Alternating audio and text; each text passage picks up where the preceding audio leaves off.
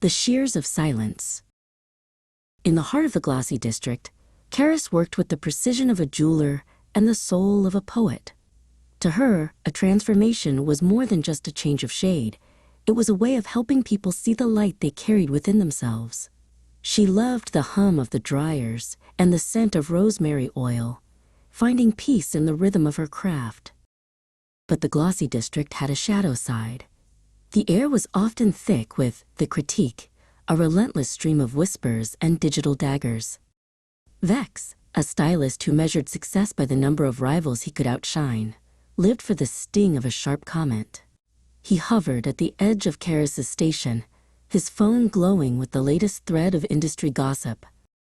The negativity wasn't just words, it felt like a heavy gray fog that clung to the mirrors. Karis found herself checking the comments before she even checked her reflection. The anonymous barbs about her dated techniques and lack of edge began to weigh on her hands, making her shears feel like lead. The joy of her craft was being smothered by the noise of people she didn't even know. Vex thrived in this atmosphere. He believed that to rise, others had to fall.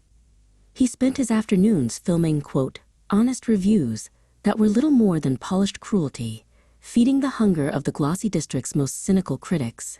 He felt powerful when he saw the light flicker in the eyes of artists like Karis. One evening, as the last of the scent of hairspray settled, Bloom approached Karis.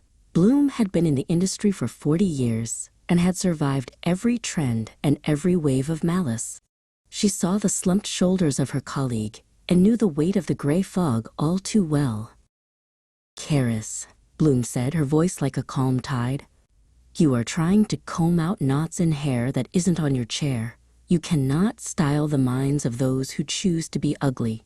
Their hate is a reflection of their own dullness, not your shine. If you feed the shadows, they only grow taller. Karis realized she had been letting Vex and the invisible critics hold the shears to her self-worth. The next morning, she did something radical. She didn't open the apps. She didn't listen to the whispers. She picked up a broom and literally swept the workspace, imagining she was clearing away every sharp word and every bitter thought. She turned her attention back to the person who mattered most, the woman sitting in her chair. A client had come in feeling invisible, hoping for a change. Karis didn't think about what Vex would say or how the critique would rate the result. She simply listened to the client's story and began to create. Across the room, Vex was frustrated. He threw a pointed remark toward Karis about her simple style, but it didn't land. Without her reaction to fuel him, his words felt thin and hollow. The digital trolls moved on to a new target, and Vex found himself standing in a silence he didn't know how to fill.